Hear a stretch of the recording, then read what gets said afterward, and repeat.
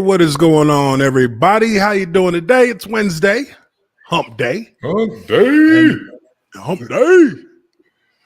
And we are here, Lineman Life Live for Wednesday, and it is week 1 in the NFL. Tomorrow starts it up. Yes. TNF, Thursday night. It's Bright lights. We're back. We're back. Football is back tomorrow in the NFL. We're going to go through the week 1 matchups for you guys. And we're going to talk about which teams we think are going to come out with their week 1 victories.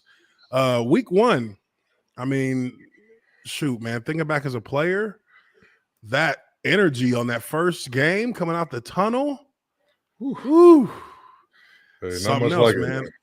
There's nothing like that. It's I mean, week 1 is in football, generally week 1 is probably, from a technical standpoint, the sloppiest week of the entire season. There's going to be you're going to see more penalties.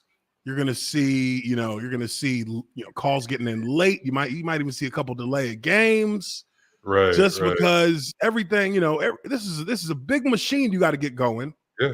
Everybody's getting used to it again. Not just everybody's getting used to it. Yeah. Everybody who's working in the stadium is getting back into their routine. And I mean, there's going to be missed calls for sure. There's going to be some controversial plays that'll end up costing somebody a game. But there's going to be, all kinds of stuff. There's going to be overreactions to hits. You're going to see a lot of flags for personal fouls. You're going to see all kinds of stuff like just in the weekend of the first kickoff weekend in the league. It's exciting. That's another reason why you're going to see some sloppiness, because guys are going to be so amped up to go out there and play, a game finally to the regular season after all the training camp, after all the preseason. So it should be good stuff. Should be good stuff as usual in the NFL. Let's talk about a couple of quick things. One story that's kind of hit the headlines today in the baseball world, no less. Doug Gottlieb. Now, Doug Gottlieb has had a lot of things to say about a lot of players, whether it be in football, whether it be in baseball, basketball, it doesn't matter.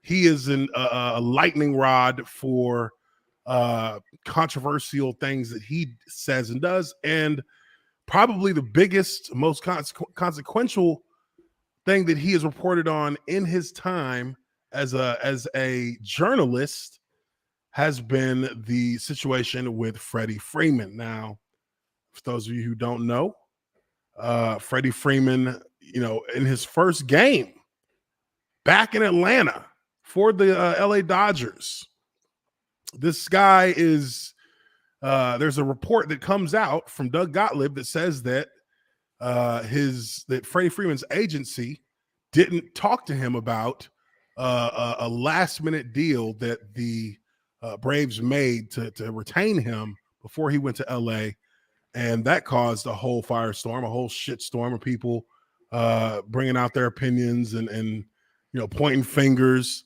And turns out he was full of shit. Turns out old Doug Gottlieb was lying, and here is his official statement. How that crow taste.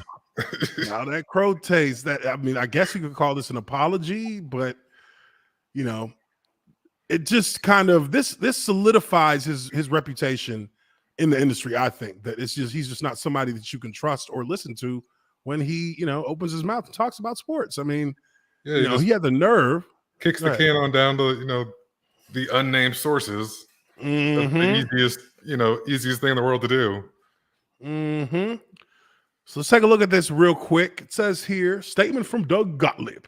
On June 29th, I commented on alleged circumstances surrounding Freddie Freeman's negotiation with the Atlanta Braves and his relationship with his former agent, Casey Close. While I always strive to report accurate information, I prematurely reported on these events and simply got it wrong.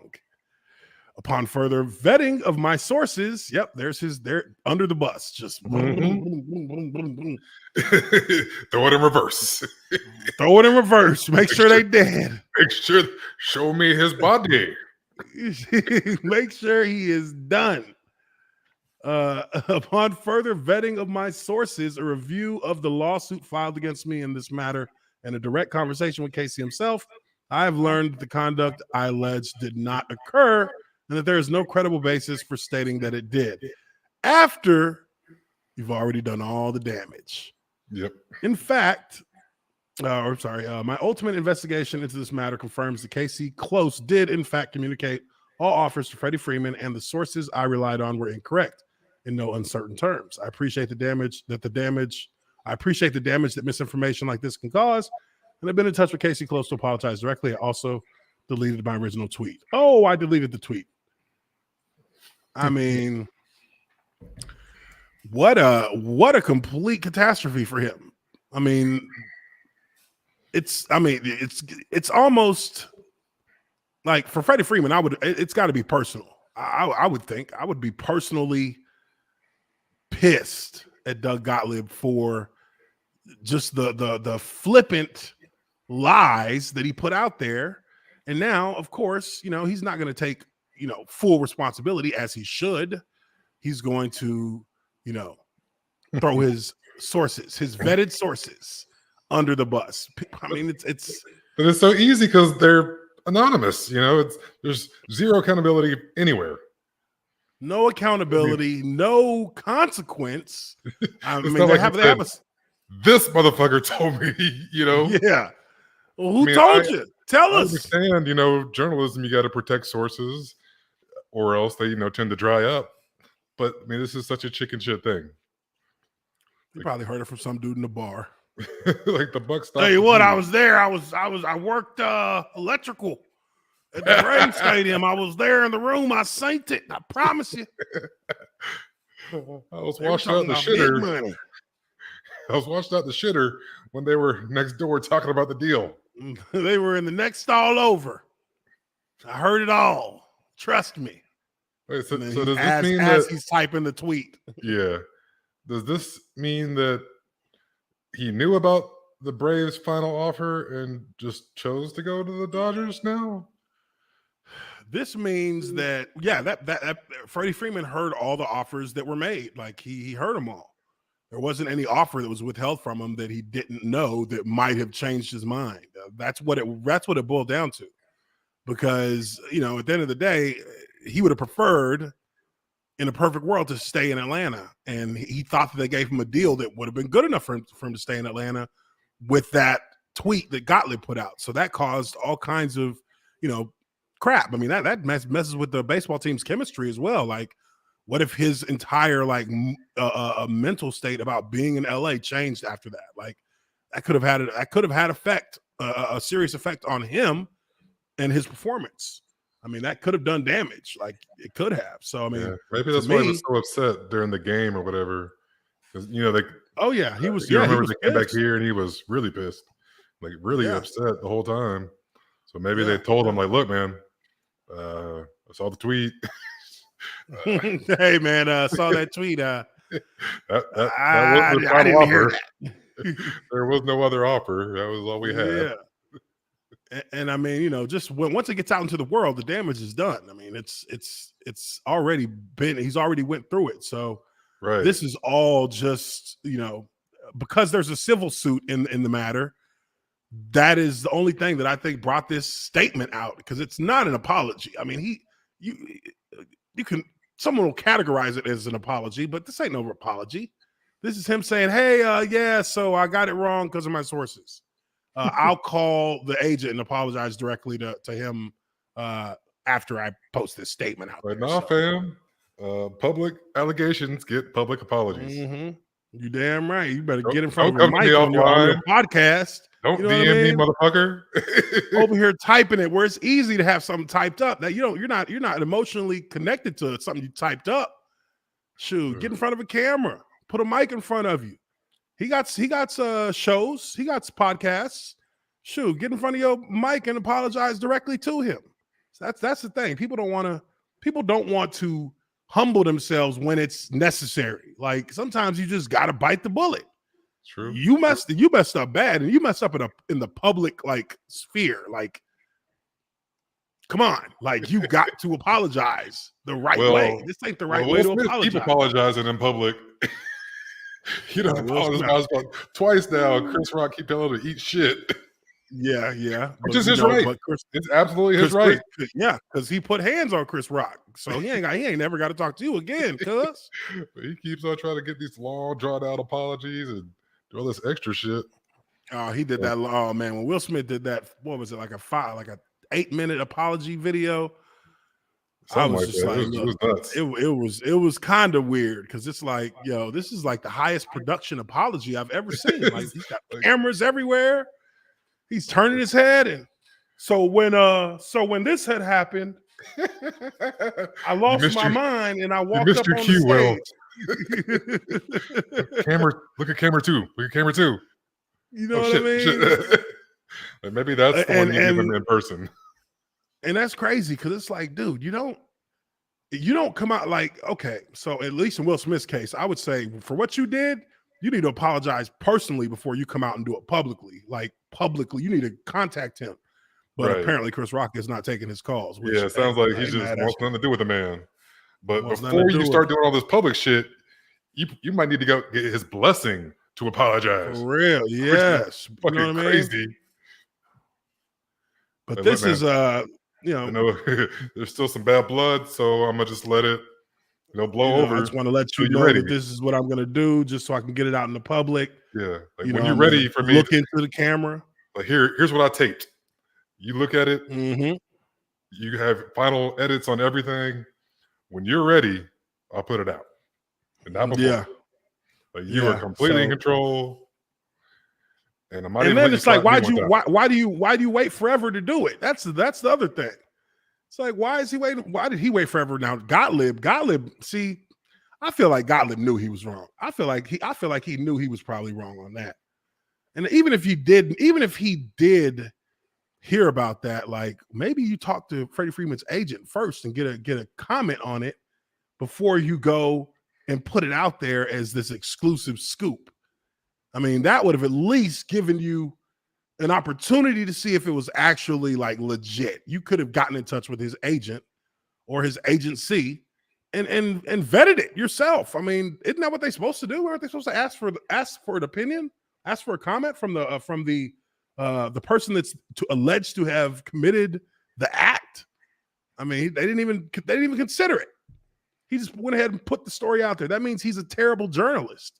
That means he doesn't even vet his stories. He just listens to what people say and he puts it out there, hoping something's gonna stick. And throw enough shit in this wall. Something. That means you're looking for ratings, because I mean that's like a hasty thing to do. It's reckless as a journalist. You just throw it up there. Don't even like ask for a comment. If you would have got a comment from the agent, they probably would have said, no, that's not true. And then you say, okay, well, let me hold back in case, let me dig a little bit deeper. He didn't do none of that. He didn't do none of it. Like really critical of his, due diligence and everything he says.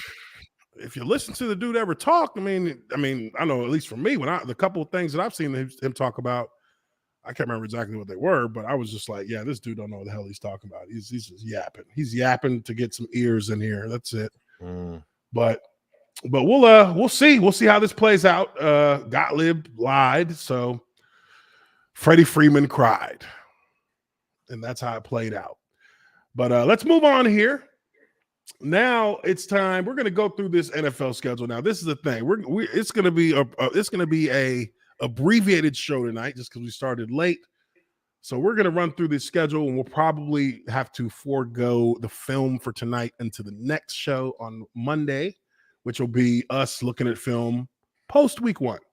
So let's get into this schedule here. We got a tier maker. I didn't get a chance to set up my my little categories the way I want, but we do got a tier maker here that we're going to use to pick these games. Let's see. All right.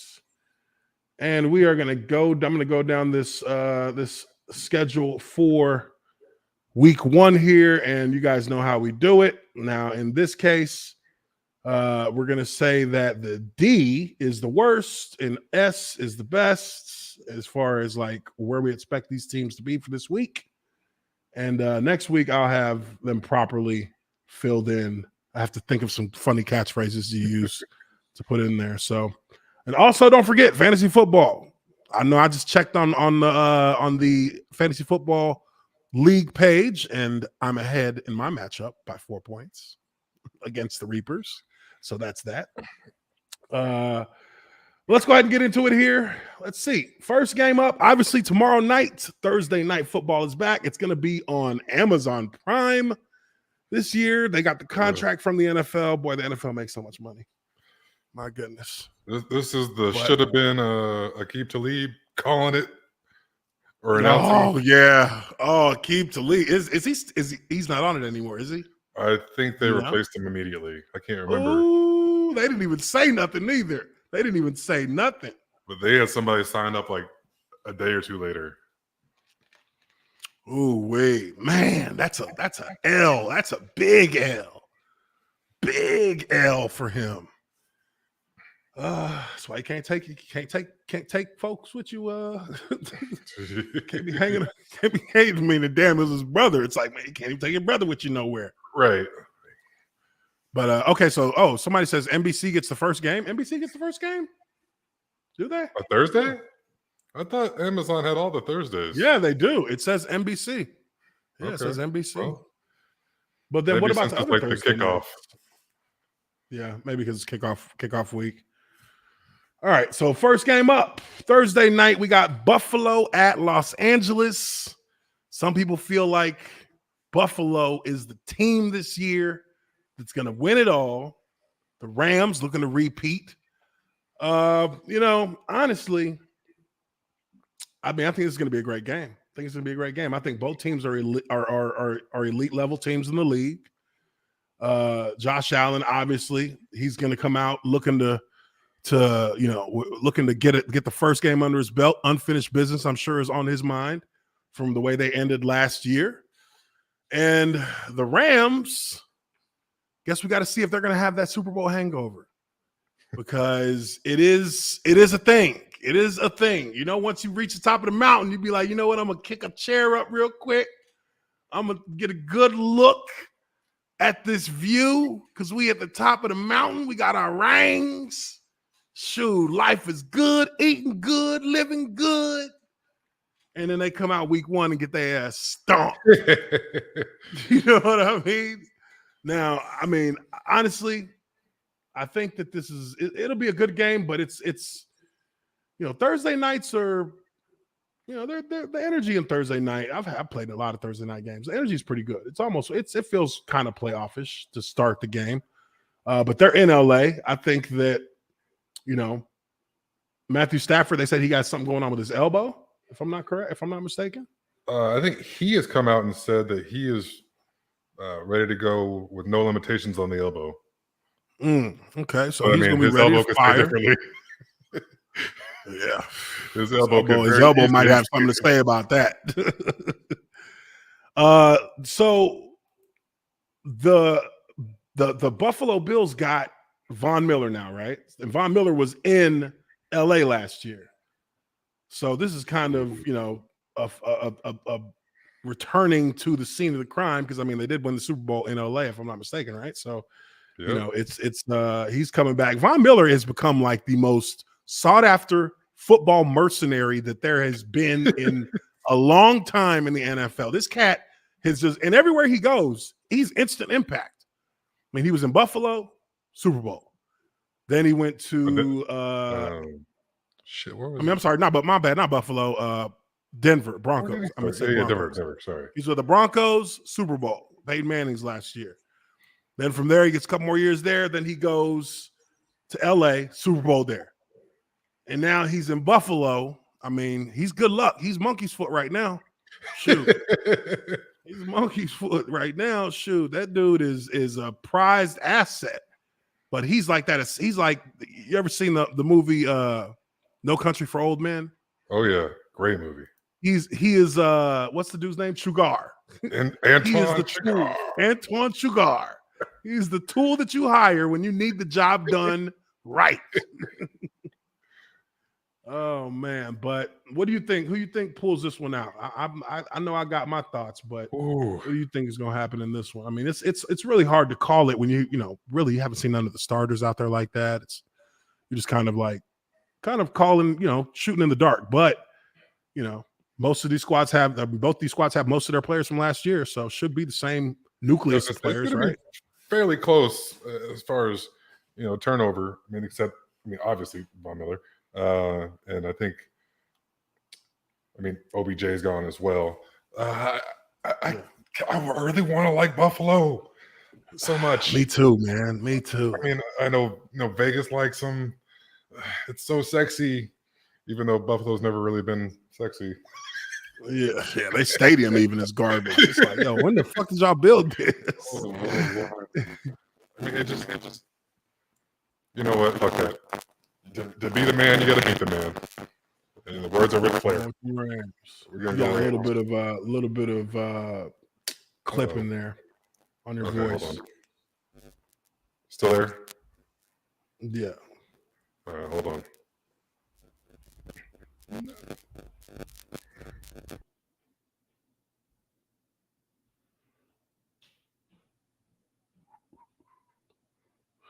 Yeah, this one, I think, I like Buffalo so much. I've always liked Buffalo. I think they're making all the right moves, like getting their team assembled, but I just feel like they got to go through such a gauntlet in the AFC because of that AFC West. So you always end up playing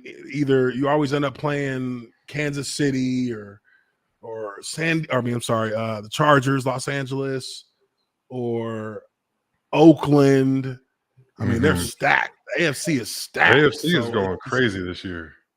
It is. So I'm with you kind of. I feel like, hey, the Rams got it until you beat them.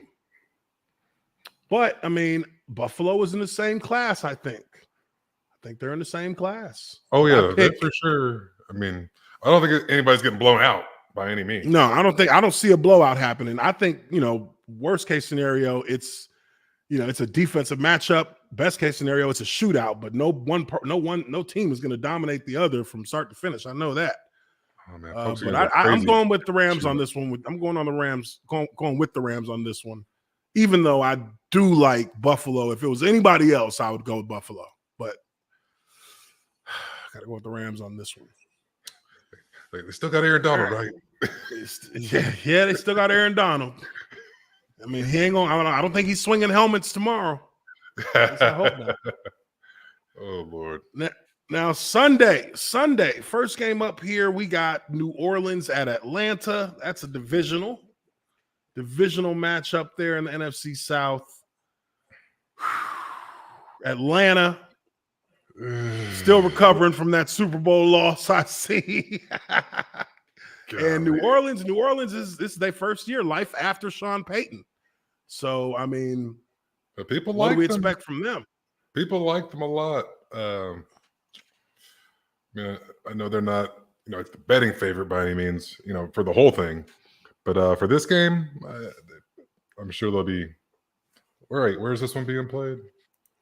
This one is in Atlanta. In Atlanta. Yeah. I still think they'll be favored. Yeah, New Orleans is definitely a favorite in this. Atlanta is. This is. I wouldn't say like a tank year for Atlanta, but this is a year where nobody expects anything, and as long as you get 2 or 3 wins, keeping them in the top 5 to pick a quarterback next season, that's the best they can ask for. So they're as close to a tank year as you can. 3-14 is a lot better than 5-12 or you don't want to win more than you don't want to win 5 games. If you win 5 games, you're screwing yourself. Yeah, you don't want to be picking keep it right around 3. You don't want to be pick number 10 or something. Yeah, pick 10 is too far to be a good quarterback. Like, you suck and you're not getting a great pick. You get stuck in no man's land on your pick. Right. No, Like, damn it. no. I'm out here drafting a fucking tight end. Well, they wouldn't draft a tight end. They got a great one, or potentially a great one. Yeah. But, I mean, they got Calvin Ridley's out. He's not playing this season. You know, you got Marcus Mariota, who I think is competent as a quarterback. I think he can manage the game. But the problem with Marcus Mariota is that one or two passes are going to be unbelievably bad. Like, I'm talking about bad judgment. Why did you throw it there? That's what we saw from him in Tennessee. He would have good drive. Then he throws a bad pass, it gets picked, or, you know, he just can't make a throw on a third down. You know, so it'd just be these lapses in his game that just kind of kept him from taking that next step. So, you know, we'll see if he's able to manage better. I mean, he's had a couple of years where he's been a backup in Oakland. So, you know, that's good time to, you know, polish your game, you know, just kind of learn more nuance in the game itself. And that gives you, you know, at least from a football IQ standpoint, you're able to get better there. And then you just have to transfer it to the field. So he'll have a chance here again as a starter in the NFL. You don't see quarterbacks who are backups get a ton of chances to be starters again. So this is a chance that he probably wants to take advantage of. I mean, if anything, it'll get him something for next year, you know, because they're going to go quarterback. This is your chance to audition for 30 teams. You know, 30, probably won't be Atlanta, won't be Tennessee. Yeah, 29 won't be Oakland, or Vegas. Yeah, sorry. It's not going to be this. This isn't same situation where you're going to get big money, but you could get, you know, some decent money and have a chance to play, you know, to compete for the starting spot somewhere else. I mean, shoot. Look at Baker Mayfield. Quarterback, I mean, you can get paid pretty nicely there. Backup quarterback can play for 25 years. I mean, I think I recently saw somewhere like Chase Daniels made like $50 million. Oh my God! What? Yes. Hey, well, if you're able to, you know, run plays from a clipboard like this, just sit there with the earpiece in, just run the scout team all week. And then, you know, have the earpiece, do a couple. You never get hit. You never get hit. You're protected. Job, hey, just don't ask me to go in that fucking game. All right. I mean, you're the most popular guy in town until you got to go in the game. Don't ask me to go in that game. You got to go in the game. That could ruin me. All right, so this game, I'm going with the Saints. I think that's a safe bet. The Saints are gonna come out with this one. I think the Saints are sitting in. I kind of look at them as they're kind of a tweener between a C and B team. Again, we don't have our normal setup here, but I'll put them in B, just, you know, because it's the start of the season. Or, you know, you want to be positive on everything. But, you know, for the Falcons, hey, sorry, there's not much to be positive about. You guys kind of, you know, damn. I mean, look, man, they don't got nothing to look forward to this season. They don't got their best receiver. They don't really have a quarterback that they have any plans to keep around. Their defense still ain't shit. Kind of lame duck quarterback. I mean, crazy. Yeah, so it's going to be rough for them boys this season. But I mean, hey, like I said, 3 wins, that's the ceiling if you really want to secure your future in Atlanta. So shoot. What quarterback's going to be out there next year? Bryce Young, maybe. CJ Stroud. I don't even keep up. I think those guys are old enough. I don't know. Yeah, I mean, but there's going to be a couple good ones. It's going to be a better quarterback class than this past. Whichever one's out there they're taking. Yeah, they're taking them. Whoever it is, we're taking them. All right, next game up. We got San Francisco at Chicago. Justin Fields, Trey Lance. Now, interestingly enough, Trey Lance did not get voted as a captain on this year's 49ers team. And their coach said that it was because it's his first time as a starter. I mean, I don't have a problem with that. I think that the captain thing, you don't want to just give it to the quarterback just because he's the quarterback. But at the same time, I think, at a point, I would say give him a couple of weeks to get himself, get everything under control. I don't know if they can change, if they can add captains throughout the season, but they may have not picked, all. I think you're supposed to have one on offense, one on defense, one on special teams. And then I don't know how many they give you. I think the NFL lets you do like 4 captains. I didn't even know you had to have them before the season. You know what? I don't know if that's a policy thing. That could be a team to team because I think we did ours week to week. We did ours week to week too. And then we voted on. When you're talking about the patch, on the captain patch was at the end of the year. But that's just us. Well, I mean. The patch, that's what I mean, because you can get captain without the patch, but that's week to week when they just assign you as a captain for that week. But I don't know on the jersey, he didn't get the patch. Did we? So that's I remember. I mean, it's semantics. I mean, it says something when you have the patch, but at the same time, understanding that he really is it's really his first year as a starter. I mean, was Trevor Lawrence the captain last year? Yeah. Oh, okay, never mind. Jags are kind of bereft of talent. Woo! Yeah, I mean, he was the first overall pick. It would be kind of, it'd be weird if he was like, nah, he's not a captain. He's not a, he was a captain. Well, I mean, they traded the farm for Trey Lance. Yeah. I mean, look, I think they're going to, I think this is good. I think in his situation, this might be a good thing for him because it gives him, it can do one of two things. I guess you either don't care that much about it. You're not that you don't care, but you're not focused on that, which I'm sure he's not focused on it anymore. But secondly, I feel like it should give him a little bit of a chip on his shoulder, which will probably improve his play.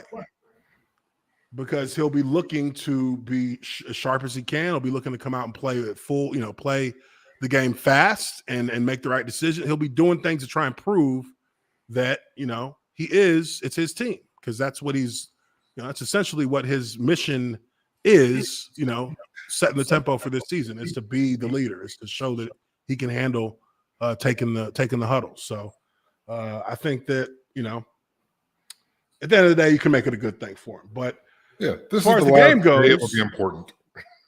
That's not something that really should be at the forefront of his mind, anyways, with this captain patch. But San Francisco at Chicago. I mean, look, I know people like Justin Fields. I like Justin Fields. But I recognize that he's not in the best situation. I mean, their offensive line still is not. It's not right.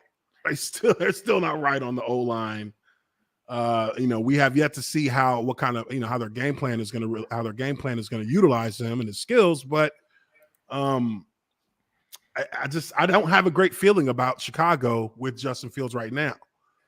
And they didn't really make the kind of moves that I thought they would make in the offseason and free agency to kind of like solidify things for this cat. I mean, how many linemen did they pick up? Let me see here. Hold on. They're like, let's just run it back, see what happens. Yeah, let me see. Because if they didn't, I mean, I don't think that they made any huge. Let me see what their O line's looking like this year. Wow, they're not even in the top 20. Well, they definitely lost Jason Peters. Yep.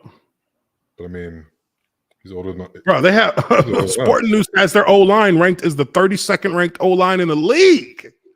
Yeah, I don't. They're ranked dead last. I don't recognize any of these names, and Riley Reef. I wouldn't know them all, just because it's been a long time since we played. Yeah, we don't keep up with all of them like that now, like we did when we were playing. But I mean, this is their starting lineup. I should know one. I know, right? Like Riley Reef, Cody Whitehair, Lucas Patrick, Michael Schofield, Tevin Jenkins. And let me just read this little clip that they have on them. It says, how bad is Chicago's offensive line? Well, for context, the Bears signed Schofield and Reif on July 25th and 26th, respectively. They both project to be day one starters. Reif at left tackle, Schofield at right guard. The Bears certainly have to regret cutting Charles Leno Jr. to roll with Tevin Jenkins and Larry Borum duo at tackle. Neither played well as a rookie, with Jenkins looking awful in limited action on the left side. He has been the subject of trade rumors in recent weeks, so that doesn't offer hope about his ability, even if he is playing on the right side where he is a better fit. Chicago has a little proven depth with which to replace Jenkins, and will probably have to rely on a bevy of rookies to fill in should any of their marginal at best starters struggle. This will be a massive stock down for Justin Fields, David Montgomery, and other members of what looks like a low-powered Bears offense. That is what they're saying about the Bears. Didn't hold any punches. I'm not going to front. I mean, if you're the Bears front office, how do you not prioritize the offensive line? How do you not? Do they not have money? I mean, they got to have money because they ain't got players. It might have been all I picked.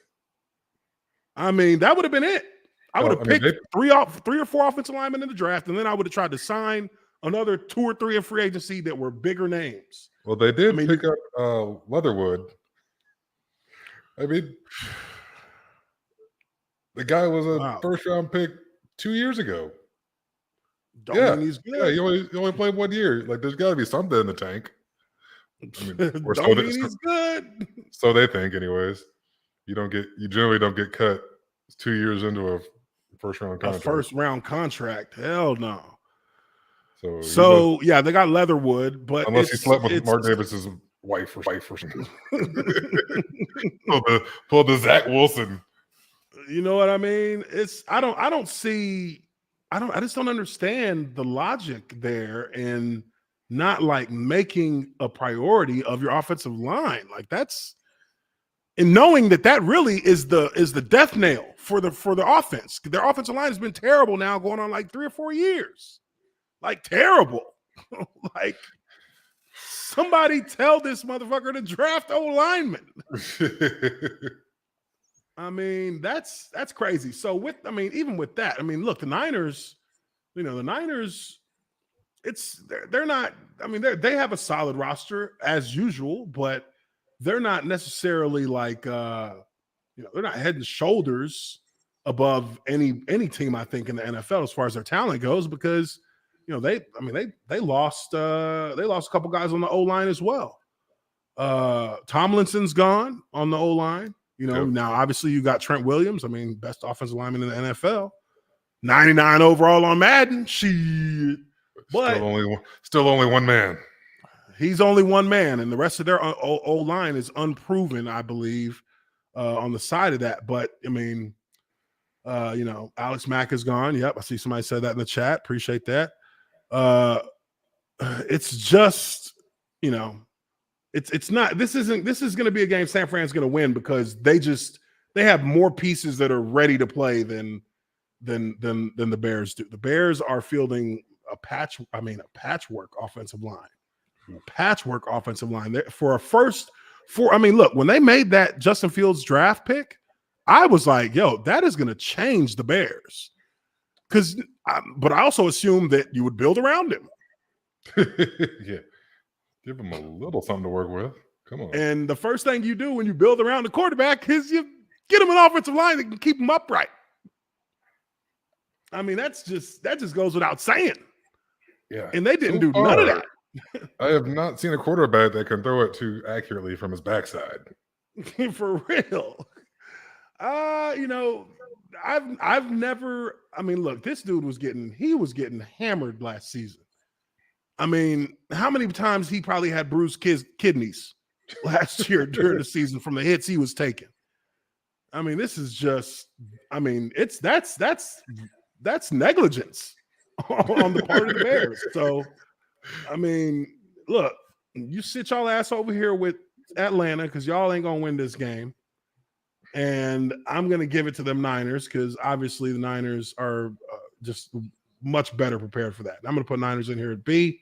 So I think they're sitting at that spot too. They overachieved a little bit last season, and they were playing at this level for a little while. In the playoffs, they were definitely playing at the 8. I mean, I kind of felt like they were going to go all the way, but they're still a solid roster. They're gonna compete in the NFC West. So I don't think that's going to be I don't think this week is going to be too much of a problem for San Fran unless they just play down to Chicago's level. And even if you play down to their level, we all know Chicago will fuck it off. That's pretty far.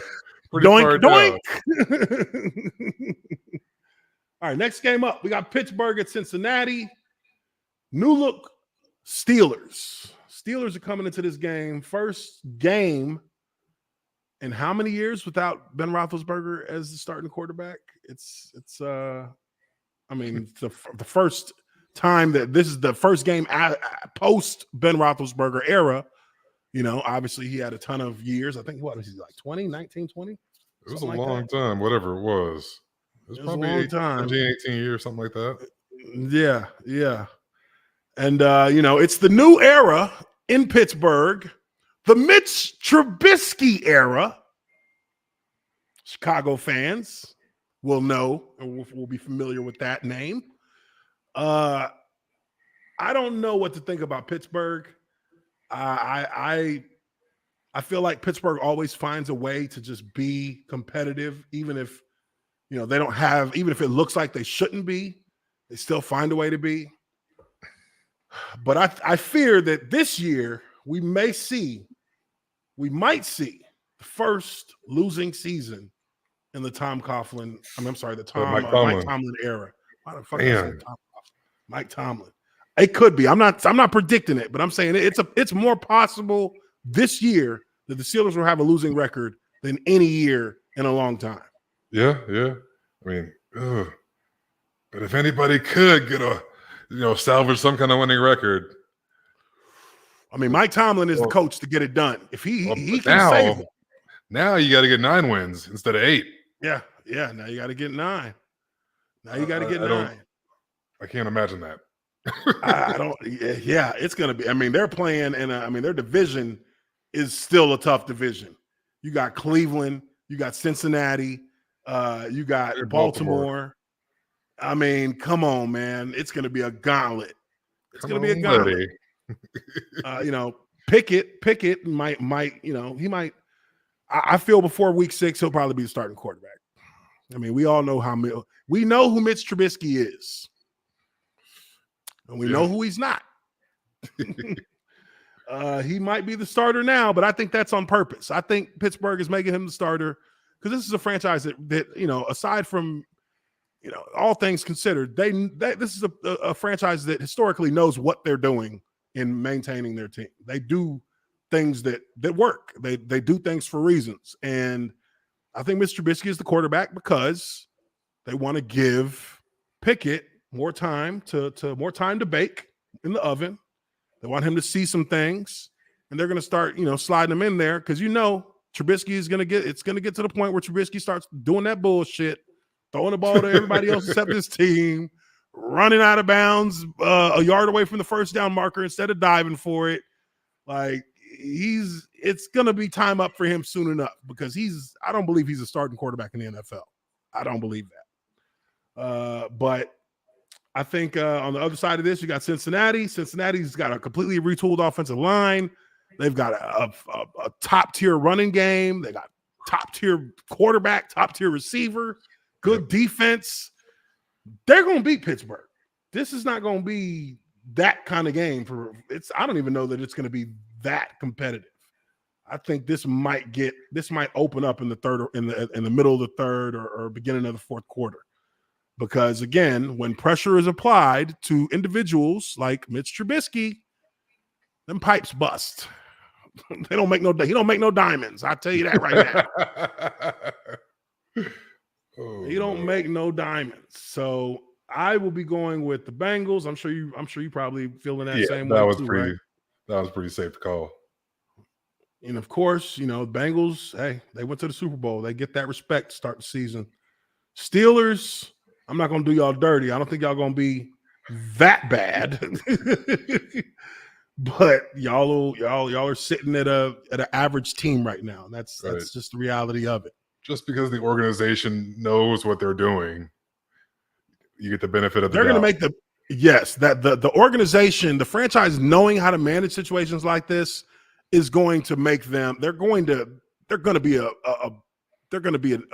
team that wins games, but this is going to be a harder one to manage than they've had in the past. Next game up, Philly at Detroit. This one is interesting. This game is interesting because I feel like the arrow on both these teams is pointing up. Detroit has energy right now. That franchise is energized. They finally have a leader in Dan Campbell. They finally have a leader at head coach that the players respect through and through. He commands their respect, and he also respects his players. And, look, when he got hired, I called him a meathead. I was like, I don't know. You don't know if more meatheads being head coaches, biting ankles. I mean, a lot of times brute force is used because you don't have a strategy. Right. But, I want to see Detroit do well. I want to see them make something out of this game. And this is a statement game for them. Like, this might be Detroit's biggest game in 20 years. This could be huge for them. Because you're going up against a team that is projected to be a playoff contender in Philly. They're probably the best. I mean, I would say they probably are. I'm 90% positive they're the best team in the NFC East coming into the season. Tallest midget. You know what I mean? Yeah.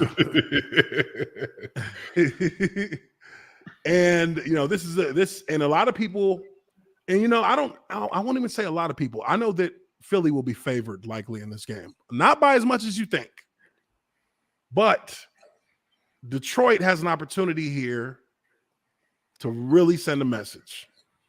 And I think personally that they're going to send that message. I think that they will beat Philadelphia. It will be a shock to Philadelphia, but it's not going to be a world ender for them because this is not a divisional game. So it's not of consequence if you just continue to take care of business moving forward. But I think this is a game that'll come down to the wire, and I think that Detroit will pull it out at the end of the game. It'll be the biggest win that they've had in decades. It will. Yeah, these are either that or it's going to be a tie. Yeah, these are not your grandfather's Detroit Lions. Yeah, this ain't your grandpa's Detroit Lions. This is a franchise with focus. This is a franchise that has a clear culture that they've set and a clear mission on where they want to go as a franchise. They got the pieces in place. Now obviously I always think Jared Goff, regardless of what anybody says, he's always a question mark to me because I've seen him play. I've seen enough games where he's thrown balls into the dirt on 10-yard routes. Or I'm like, yeah. But, even he has shown like some grit in his time in Detroit, So I think Detroit pulls it out. What do you think? I am not of your conviction. He said, bro, come on. While I do think that they are improving, their star is, on the right trajectory for sure. But, still got Jared Goff. And Jalen Hurts is far from a world beater. But I think, they've given him enough, weapons around him. Weapons now. He does have to weapons. Really, make it a make or break season for him, kind of, where he's going to have to show out, look, this is mine moving forward. I mean, what they get, A.J. Brown, Devontae Smith. They're going to be looking pretty good. Dallas Goedert still. They should, he should be able to have enough around them to have a lot of success. Ooh, they got weapons. They do got weapons. But I think the home field advantage, at least for me, I feel like the home field advantage might be part of what helps energize Detroit to pull this one out. Oh, they're going to be buzzing. So we're split on this one. You going with Philly. And I really just want to make it look better when they beat the Cowboys. You need Philly to win so that so the Cowboys can beat a team with a winning record. The Cowboys have proven to be a team that is a front runner on teams with losing records, and they get smacked up when they go up against winning teams. Oh, I hear you though. I see you. All right, so I'm putting Detroit in here at C because this is their starting point. It'll I anticipate it'll get better, but I have Philly up here as an A-ranked team. They're a top tier team. They have not peaked into the elite level, but they are a top tier. So, we'll see how that plays out. We'll report back. Next game up, New England We'll let you know. We'll definitely let you know. Or you'll know and we'll know at the same time. How about that? Could be as early as next week. For real. New England at Miami. This one, I don't know where to go with this one. This one is, oh my gosh. New England's been relatively quiet all off season. There's not really any kind of spotlight on them, so you haven't really heard a ton. Miami, obviously they got Tyreek Hill. Might be poised to be the most explosive offense in football. They have weapons on offense now. The only question mark that remains for the Dolphins, and Tua throw it far enough, is the quarterback any good? Because we still don't really know if Tua is any good. I mean, he's in a similar situation to Jalen Hurts, where he's in a similar situation. Everything around you. Yeah. There's no excuse now. This is the moment. You now have legitimate weapons to work with, and you have to perform. This is his make or break for him as a starter, because if it doesn't work with him, I mean, Miami, I don't think they give him 2 or 3 more years. I don't think they give him more time to try and figure it out. I think that there's kind of a air of because the left-handed quarterback is hard enough. It flips the offense, which kind of works against you in a way, because a lot of players are used to catching the ball, like receivers are used to catching the ball from one side, right? Kind of with a right-handed quarterback, it's weird, right? One way, yeah. It's spinning one way and it's spinning another now, and the routes are flipped, so you're not running with your strongest stride, because you're generally going to be using your non-dominant leg to lead, which is potentially an issue. Could potentially be an issue now. And then on the O-line, it's the right tackle that has to be the best tackle, right, not the left. And then they went out and got Terron Armstead, who's a left tackle. I mean, really good at his job, but don't really. That's not the blind side anymore. I don't really need too much help blocking the cat I'm looking at. It's the cat I can't see yet. I'm really worried about. I mean, obviously, it's better to have good ones than not. Mm-hmm. But if I could have my druthers, I want them on the right side as the left-handed QB. Mm-hmm. So it's gonna be. I think they got a chance. I think that Miami's been building. Brian Flores put the foundation down the right way. He really has set the franchise up, and I forget what their new head coach's name is, but he looks like he looks like a dude that the players are reacting to positively. So, this is a season that you could see Miami finally break out. But first, I mean, they got their division foe, their division rival, who they kind of have been owning the past few years. I'm about to say, Miami does pretty good, against the Pats at home. Yes, they do good. So the Patriots, I mean, what do we say about the Patriots? I mean, I think now we can all safely say that it wasn't Bill. It was Tom. But Mac Jones is obviously coming into a second season. I think they're going to try and step up, the workload for him, especially. I mean, he's probably going to be asked to throw balls deep now, more balls deep than normal, or than he had last season. Everything is going to be amped up for him this year, because it's New England, and they got to prove, they got to show that they're going to do something. Yeah, certainly. More last year was kind of last. Yeah, it's going to be a ton more on his shoulders this year. ton more on his shoulders. And really, if you're New England, I mean, you is he going to be the dude? Is he the franchise quarterback? I mean, and it's crazy to ask that in his second season, but I mean, in the NFL these days, that seems to be how it happens. They don't even give these quarterbacks enough time to really develop. I always felt like a top pick quarterback should not play his first 1 or 2 seasons. You need him to learn how, you need him to be ready to play in the NFL. And they're not really ready to play in the NFL. Rarely are they ready to play in the NFL in the first year. And you put it's a highly stressful situation for a quarterback. And I think that, with time, allowing them to at least get a handle on, the concepts and the game plans and making the reads, I think you want to give them more time in the oven cooking than not. You don't want to just toss them out there, toss out your cake before it's baked.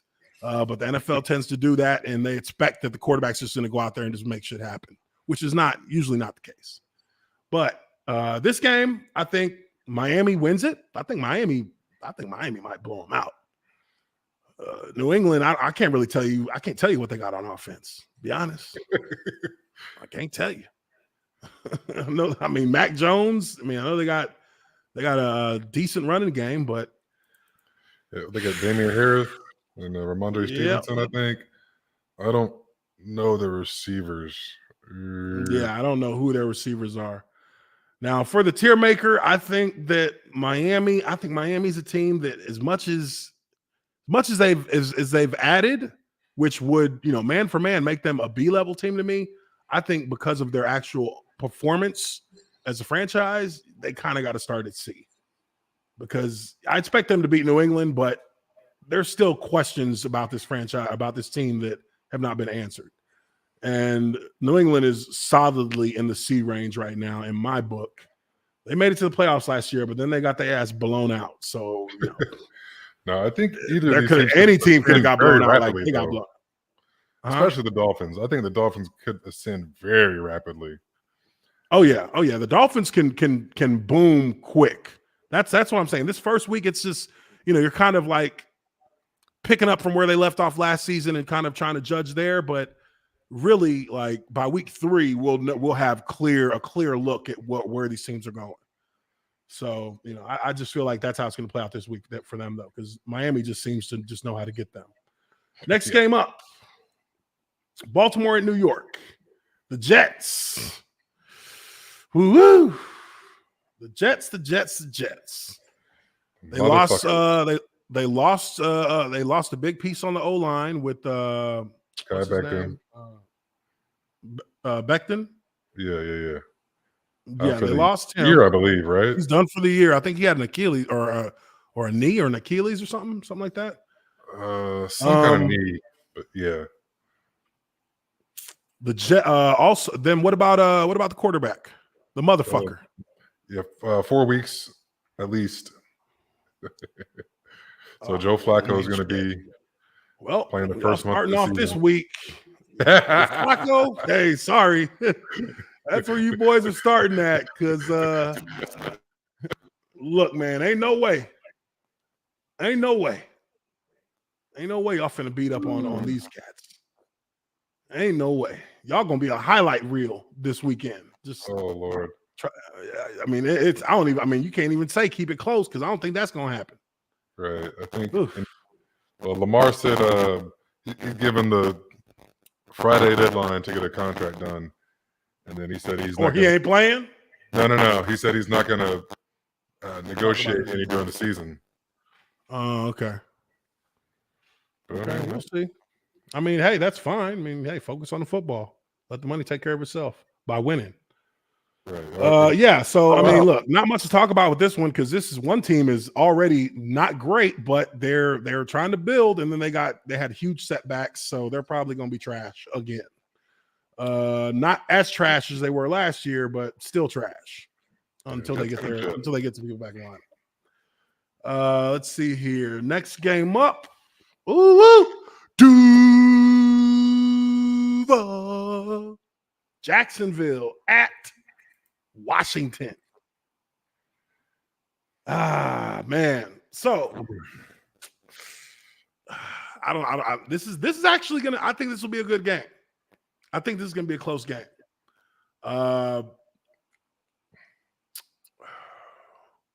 Both franchises are kind of like trying to find their footing right now. Obviously, Washington has Carson Wentz. Yeah, that's all I needed to know. And because of that, Jacksonville's winning this game. Yeah, Jacksonville's going to win this game. Unless he hops in a DeLorean and goes back to 2017 or 2015, whatever it was. Look, I feel pretty good for you guys. You will know what kind of game it's going to be with Carson Wentz after the first drive of the game. Because whatever he is in that moment, that's what he's going to be the rest of the game. That's what happened when they played, when he was with the Colts. That's what happened when they, had to win one game in Jacksonville to get into the playoffs. And Carson Wentz came out, and in that first drive, he looked like trash. And he was trash the rest of the game. I think he didn't even throw for like 100 yards. Damn. Yeah, he didn't. He had a terrible game. Terrible game. Woo. Anyways, but yes, I think I'm going with the Jags on this one. Jags, I love y'all. And I wish I could start y'all at C. I wish. But I can't. Oh, I know that hurts. It hurts me. It hurts me because by all accounts, they should be here because they made moves in the offseason. They got Doug Peterson, the head coach, Super Bowl caliber coach, or Super Bowl level coach, Super Bowl winning coach with them. It's a new culture there. The players are bought in. The city is bought in. But you still got to earn your shit. You still got to earn it. Hey. And look, 3 wins last year. Was it 3 wins last year? 2 wins. I think it was 3. 3 wins. Yes, 3 wins. 3 wins last year. The debacle that was Urban Meyer. We all get it. We get it. We understand. But y'all was bad. Y'all were bad. Like y'all were like throw away the whole goddamn roster bad. Hey, nowhere to go but up, Nowhere to go but up, but you got to start at the bottom. And I do anticipate that you'll be here by next week, by week 2. And then we'll go from there. This is where I feel like you should be, but this is where the reality of it is. And Washington, and sorry, we don't have the updated logo. Pucker up. Y'all sharing seats on the bus. But y'all are sharing it on a different level than they are. Okay. Let's keep going here. Let's get this wrapped up. We got next up Cleveland at Carolina. Revenge game for Baker Mayfield. Woo. There's got to be bad blood here. I don't care what nobody says. He hates him. There definitely and if he wins, I promise you, if he wins, we're going to see he's going to plant the Baker flag. Mayfield talking that shit. He's going to plant the flag on their ass. You're going to see old Baker throwing freaking Panthers flags in the middle of the field. He's going to have war paint all over his face. Yeah, he can talk. He can play it down all he wants to, but we know damn well that he has been itching. He is itching to play this game and to win it so he can talk some shit. Now, the problem is your team garbage. That's the problem you run into here, is that you got a team that is going to be overmatched by this Cleveland Brown squad. Even with Jacoby Brissett at starting quarterback, you're still overmatched because you got Chubb and Hunt, and it's going to be a 2-headed monster kind of game. They're going to be running downhill at y'all all game long until you prove that you can stop it. You got a rookie left tackle against Myles Garrett. Keep tight ends in. Keep the tight ends in. That's the only advice I can give you. Keep a tight end in and chip with the running backs, or you're asking for problems. A guy that we thought was better suited to play guard. Yeah. Mm-hmm. It should be fun. Cleveland wins this one. Cleveland is going to definitely win this one. I got Cleveland. Cleveland gets they have the roster. Their roster somehow supersedes their record. because they have a damn good roster. And this is the pre-Deshaun ranking too. Yeah, and this is before they get to Deshaun. So I have them at a B. They're a shifty B, but they're B right now and that's because of the quarterback position. Jacoby Brissett, look, he has a shelf life in a season. You're hard pressed for this cat to get through 6 weeks before you start seeing the drop off in play. So let's hope that he's able to keep his level of play up, so that they can try and minimize the damage before they get Deshaun booty massage Watson back into the lineup. But Carolina, hey, y'all down here too. Sorry. That's a lot of bad teams out here. Yeah. Next up, there's another one. Indianapolis at Houston. Do we even need to talk about this game? Colts. The Colts are soft B. They're a soft B. Matt Ryan actually puts them into that B category, because if they still had Carson Wentz, they would be a C, and they'd be hovering.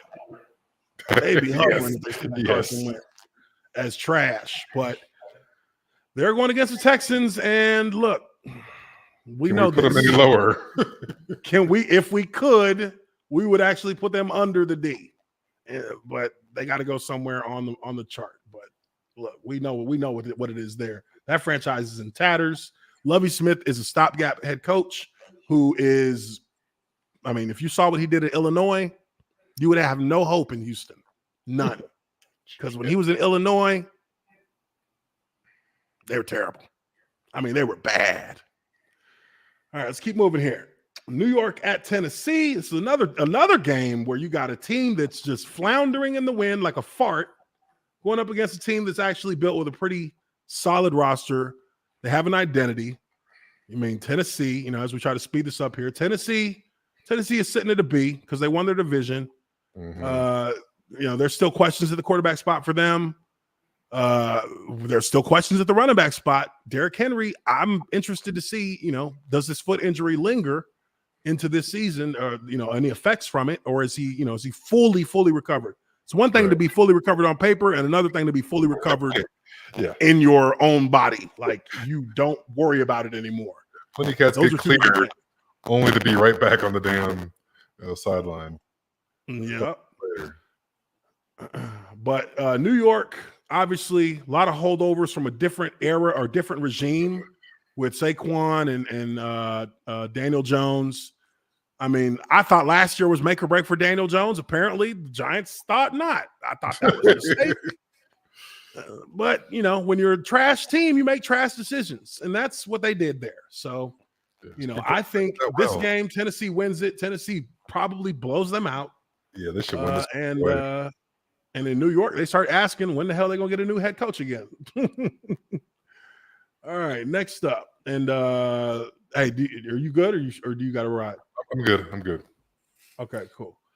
We got a few left. Next up, we got Green Bay at Minnesota. That's the late game, 4:25. Green Bay they got to do it all over again. Man, that's got to suck. They got to climb the mountain all over again with all this hype and all this hope, and all the expectations of being a Super Bowl contender when, if we're being honest, last 3 years, 4 years, they have not been Super Bowl contenders. They have just been a playoff team. Now, they had the game against Tampa Bay, but other than that, they blew that game. But other than that, this is a team that has not won in the playoffs in how many years? Not one win? It's been quite some time. Maybe there's a lot of hype for a team that is those psychedelics for the whole team. It makes them all play better. Aaron Rodgers better bring them mushrooms he was taking. Shoot, get these boys right. Now, as far as this game goes, I think this is a big game for Minnesota. I think Minnesota has a chance to begin to make a claim for the crown on the Iron Throne of the NFC North. by beating Green Bay. Can they beat Green Bay? I think there's a better chance this year than in the last 5 years that they can beat Green Bay. I think that, getting rid of Zimmer at head coach and getting a new head coach in there was huge, because when you have a head coach who hates his quarterback and a quarterback who hates his head coach, the team tends to suck a lot of times. Now, this is a team that has an elite level running back. They have a decent O-line, not great, but just decent. And they've got a good defense. When they play well, they play well. Now, they started off the season last year, and it was rough. I mean, their offense was firing on all cylinders, but the defense was just giving it right back, just getting ran through. So, they picked it up and had better play towards the last half of the season. But, there were things that were kind of outside of the players' control in regards to the head coach that affected their games, that affected them as a team. And when you don't have good chemistry like that as a team, things are really, things are inconsistent. Things are stop and go. And that's what they had. But I think this year, if I had to pick between them right now, which I am, I go with Minnesota. I say Minnesota beats them at home. And I put Minnesota. Minnesota is sitting at a C.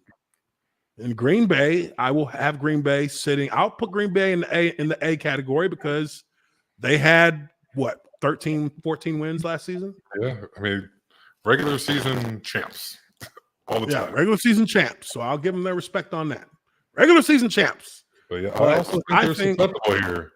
I mean, they're vulnerable. They're a vulnerable team in this division because you have Detroit on the come up, and you have Minnesota ready to make a move. I mean, Chicago is Chicago. He can still talk shit to their fans all day. Hey, he can talk shit to them, and ain't nothing they can really say. They know. They just stared at him when he said it last year because they're like, he's right. Yeah, you got us. You got us. But I think that Minnesota pulls off maybe not the upset that you would think it is. We'll see. I don't think that it's good. I think this might be a solid win for Minnesota. Could be. Now, Aaron Rodgers, again, he's still Aaron Rodgers. I expect him to ball, but it's been shown throughout this preseason that he doesn't have a ton of faith in his receivers. Right. And that don't change in just like a couple of days or a couple of weeks. Running the wrong routes and you know what I mean? And he's gonna let them know about it right then and there and publicly.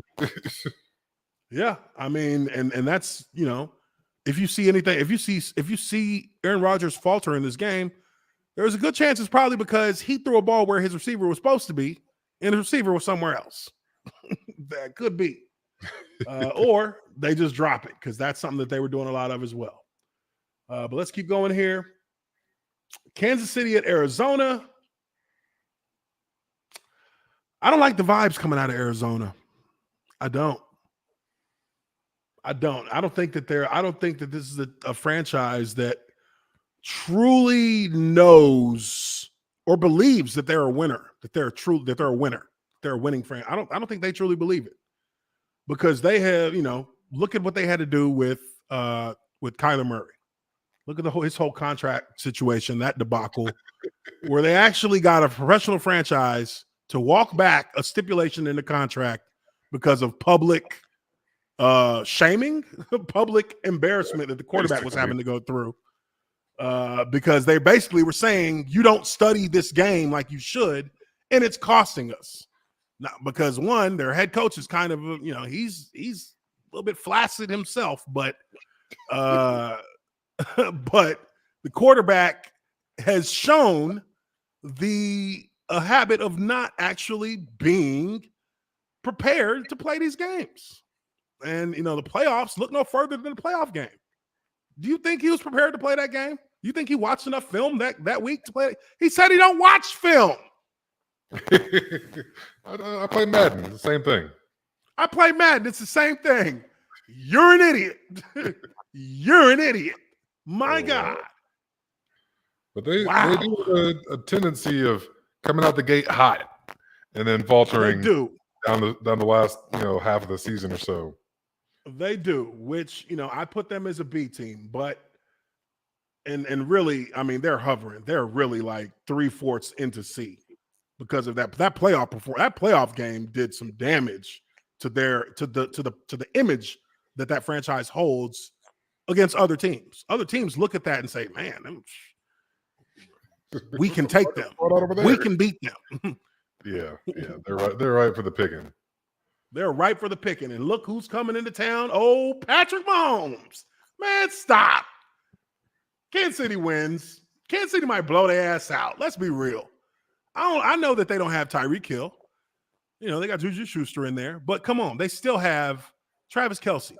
He had more receiving yards last year than almost every receiver in the NFL. He is a receiver. Yes. He don't really block. They don't ask him to really block like that. He's a wideout. So he still has a weapon that maybe won't get down the field as fast as Tyreek Hill, but you throw it to him enough times on the drive, he's going to catch it in the end zone. That's where the last throw is going to be. Right. So, Kansas City is going to, look, the Cardinals are teed up to get blown out. They might be getting exposed as a pretender pretty early on this season.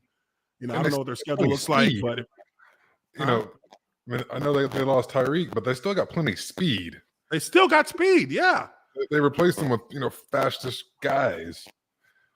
And then you look at Arizona doesn't even have D-Hop. D-Hop's out for 6 games. 6 weeks, yeah. Man, these cats about to get their head knocked off quick. It's over for them. Moving on. Fuck out of here. Las Vegas at Los Angeles. I think this is going to be an interesting game, too. This is going to be a close one. This one's going to be a close one because these are two teams that are actually, I think both these franchises feel like they are primed and ready to go to make a run. Now, that doesn't make it true, but they do feel that way. And they've made moves that kind of back up, the logic behind that feeling. Obviously, the Raiders got Devontae Adams, best wide receiver in the NFL. And, his buddy, his best friend, Matt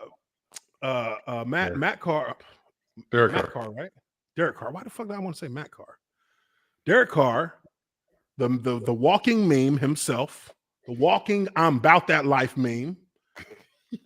And, this is a team that, look, man, what happened to them last year? There are people who say this is a fluke, but one thing the thing about what they went through last year and how they made it through that and got into the playoffs, the thing about that is that even if you feel like it was a more fluky and lucky than anything, those are wins, and those are wins that changes the temperature of the franchise itself.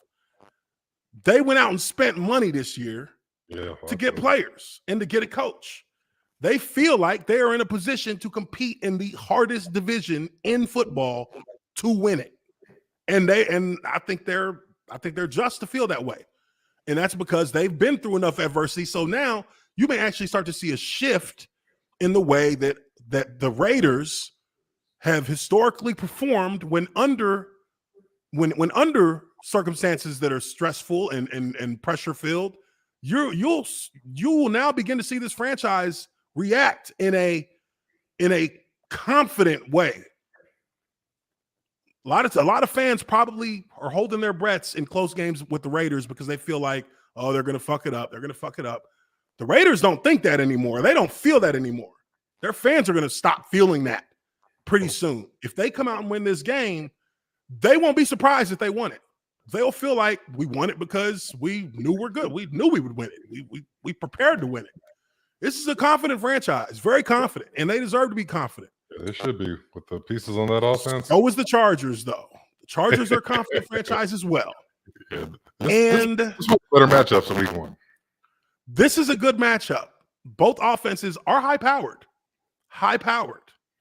So you're going to see points put on the board. The defenses, last year, Chargers defense was garbage for a good portion of the season before they started to pick their play up. The Raiders, they were solid. They weren't world beaters, but they were solid. And they got, they had play. You saw playmakers start to emerge. But I feel like, this is a tough one to call. I don't know. I think it can go either way. I think this is a 50-50 game. I like both of these teams. I like both really of them. do. I like. I don't know. I think Chargers. I think Chargers. I think Chargers because I think when you at the end of the day, I think Herbert is better than Carr. Not by a lot, but he is better. And he has the same kind of playmakers at receiver with Keenan Allen that Derek Carr has with Devontae Adams. These are both elite receivers.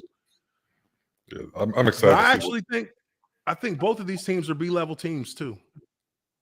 I think they're both B-level teams with the arrow pointing up. They could ascend, very quickly, depending on how their first couple of weeks go in the season. But I will go with the Chargers by a hair because I think Herbert is just that kind of cat. I think he is more. I feel like he is more likely to carry that team in a winning drive than Derek Carr. And it's not a knock on Derek Carr. It's just that I think that he is. I think that Derek Carr can do it too, but I don't think Derek Carr has quite the clutch factor that Herbert has. So it's a close game, but I think it goes to our guys, goes to the Chargers. All right, last matchup. And of course it would be the primetime game. Of course it would be. And of course it would be in Dallas. Hey, everyone knows what time it is. We know where the bread is buttered. We got Denver and Seattle on Monday, but Tampa at Dallas. What you think there, JB? I know that's your that's your squad. I'm not a Cowboys fan. You know what? You say Cowboys till he said ride till I die. Going to the Super Bowl. Going to the Super Bowl. Oh man. Okay. I don't like the Cowboys. Not a fan. But I'm also not necessarily. I'm a fan of the Bucs historically. But they got Tom Brady, so something just rubs me wrong about cheering for them. This game will look good on paper, but I don't think it's going to be a great game. I think the Cowboys are too undisciplined of a team and a franchise to beat a team like Tampa Bay. Tampa Bay is disciplined. Tampa Bay is consistent. Tampa Bay has the highest touchdown percentage in the red zone in the NFL last year, if I'm not mistaken. And the Cowboys, while talented, this is not necessarily the man-for-man most talented roster in the NFL that they usually are. I will say it's usually way up there. Yeah, they're usually one of the three. If they're usually, there was a point when for maybe 5 or 6 years, Dallas had the best man-for-man roster in the NFL every year and still only won 8 games. So, what has changed in Dallas to make me think otherwise? What has changed? How many games they win last year? I don't think they won 10. I was going to say, I think it was 9. Yeah, I think they won 9 games.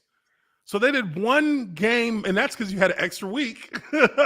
They won 1 game more, which essentially, if you really, in a weird way, they really only won 8 games again last season. You had the first year of the extra game, they won 9. This is not a team that has changed. They won 12. Oh, they won 12? It did not feel like that. Thank you.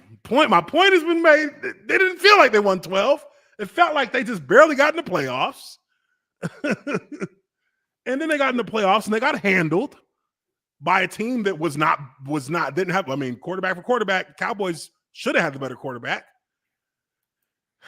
And look, like I said, what has really changed in the Cowboys as a franchise to make you believe that they are a different team that's ready to be a true contender this year? Nothing's changed. Nothing's changed in decades. I believe the All-Pro left tackle. Yeah, they don't have Tyron Smith. He's out. Replaced him with a cat that had the all of college and penalties last year. I mean, look, whoa. Hold up. They drafted a cat who led college in penalties? Yeah, he was. I think he played tackle in college, and we were working him at left guard in the preseason. But yeah, he had like the most penalties in college football last year. So that's the most Cowboys thing that they could ever have done. Because I'm pretty sure the Cowboys led the NFL in penalties last year. Hey, match made in heaven. And they're number one at something. So look, the Cowboys, to me, they are a solid C team. And down the receiver, basically.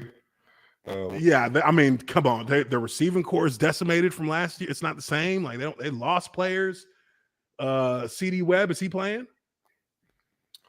I believe he's questionable. So they might not even have him. Tampa, they're still an A-tier team. They ain't lost nobody. They still got the same squad from the Super Bowl, minus a couple of players. Probably not going to get this one.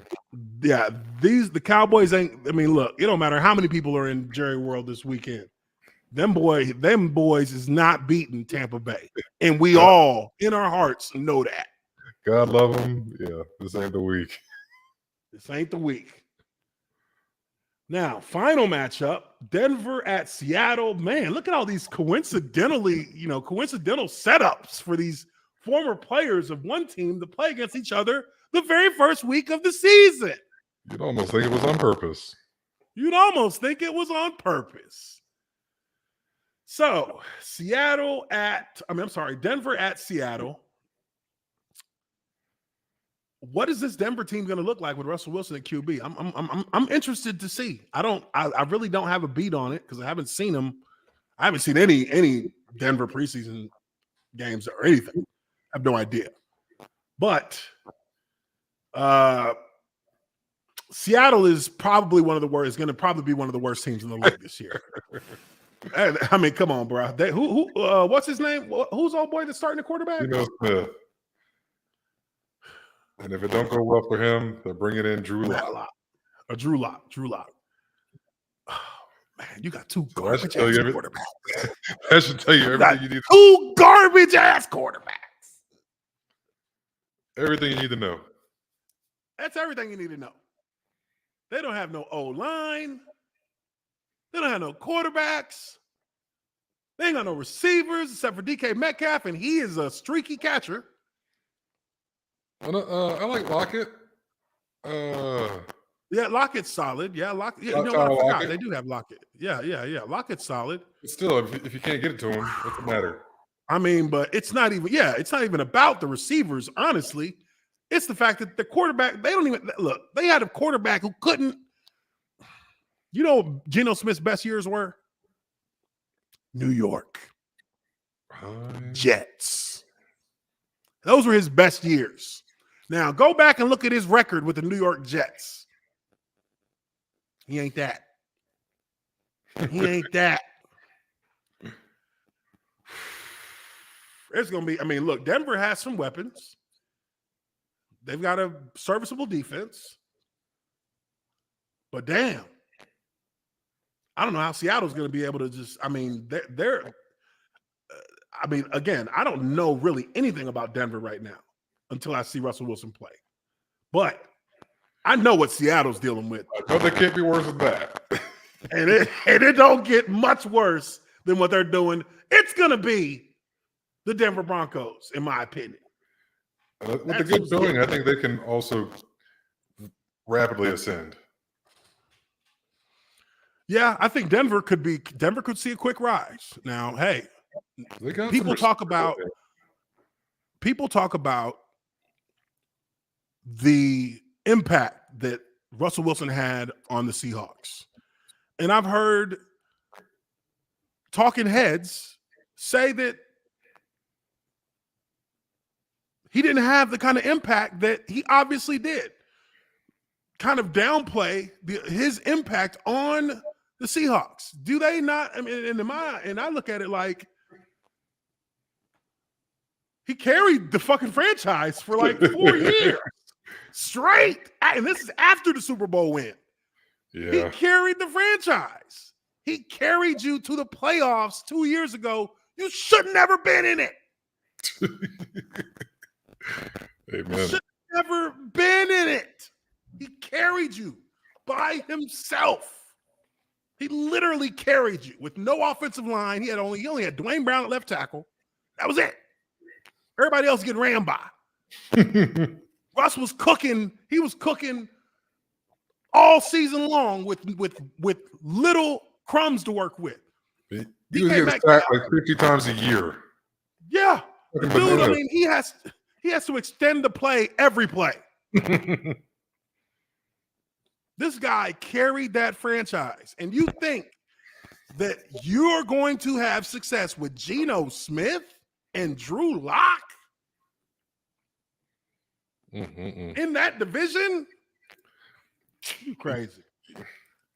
Y'all finna get stomped. Denver is going to blow out the Seahawks. I'm saying it right now.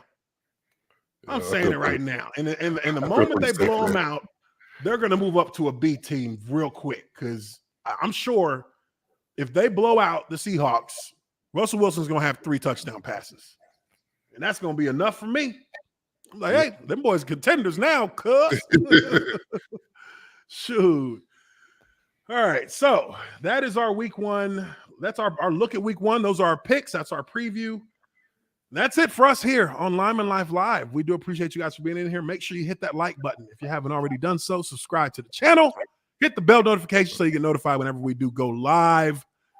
We'll be back on Monday, and we'll be reviewing week 1. So look forward to seeing you guys then. Hope everybody has a wonderful night, and we will see y'all on the next one.